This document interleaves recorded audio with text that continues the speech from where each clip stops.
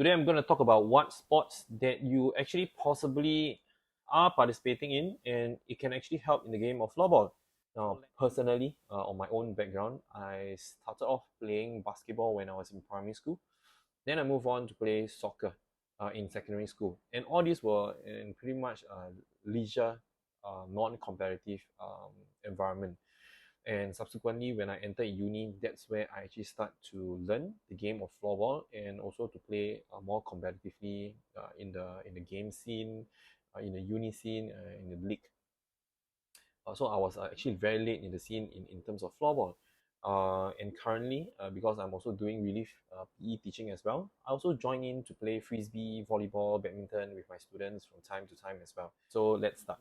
Invasion sports. Invasion sports actually refers to sports whereby there are games.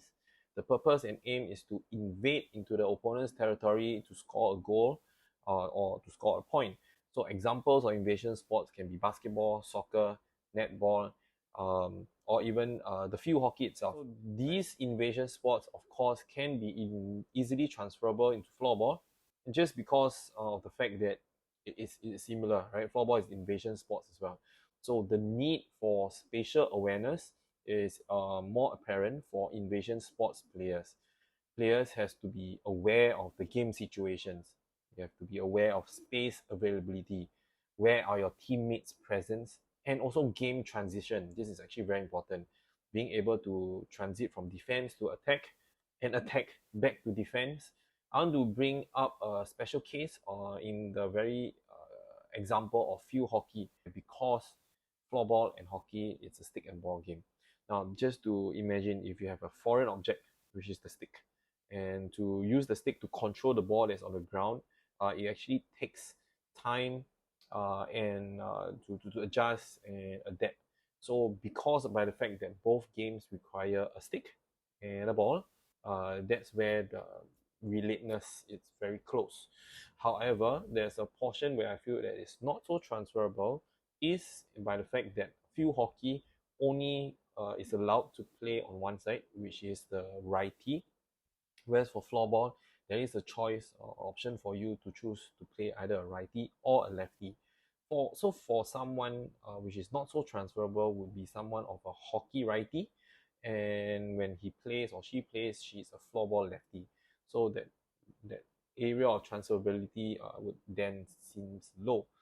Moving on to racket sports like badminton, especially. I want to just bring up point of badminton. It's actually a very good sport to train in, or to even play in a leisure point of view, in order to improve your footwork and psychomotor skills.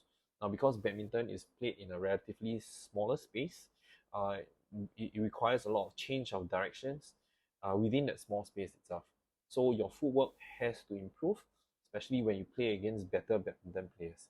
So with that, the footwork that you learn in badminton can actually bring forward into floorball in terms of the agility and in terms of reaction time. Occasionally, you do hear coaches talk about, always get ready on your toes, to be ready to sprint, to be ready to drop back to defend, or even ready to shoot.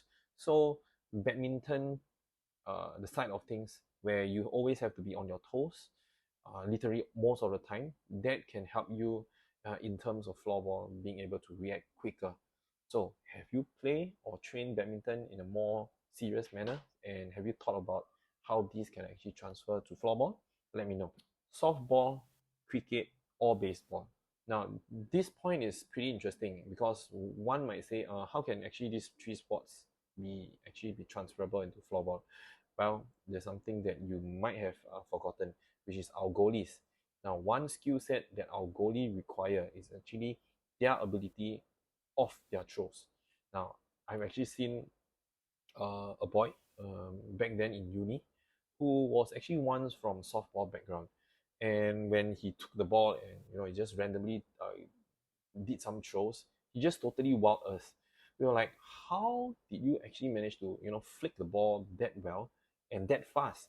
And once he mentioned that, he was actually from softball background, that kind of just, I see, that makes sense now. So having, in fact, other sports background in terms of softball, cricket, or even baseball might actually help you if you are in the case of a floorball goalie. Wushu, taekwondo, or simply say any other martial arts background. Now, I've encountered a few students who had pretty extensive background in their own respective martial arts before they actually came in to start to learn floorball. Now, what I was amazed from them was actually their core strength, their discipline, and control of their body movements. It was basically a lesson on its own.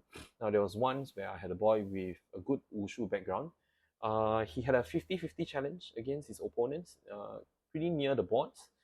What he did was, with little to minimal movements, he was able to hip check his opponent and cause his opponent to actually just bang off the boards. I was just simply stunned by it because it actually happened just in front of me, by his immense core strength. So the way that they defend, the way they track back, when you see them move, it is actually nice to see. So while this list in the video is not exhaustive, do drop me in the comments if you know any other skill sets from any other sports that you feel that is transferable to floorball. Then we can share it to all. And for me to be able to play in several sports, it helps me to appreciate the different discipline in the different sports. I feel that every sport has its own skill sets, and what's more, its own challenges to overcome, for you to achieve. Not in that, it actually helps one, especially the youth. The younger you are, I actually feel it's better is in a more holistic manner. It helps you also in a mental capacity as well, because you are not just playing just one particular thing. What I feel is you can, of course, focus on one sport, say in this example, floorball, but there's definitely no harm to go and try, to go and play, or explore any other sports, which in turn can actually help back to aid in your floorball development as well. So with that, let me know if you have any other comments, and I'll see you in the next one.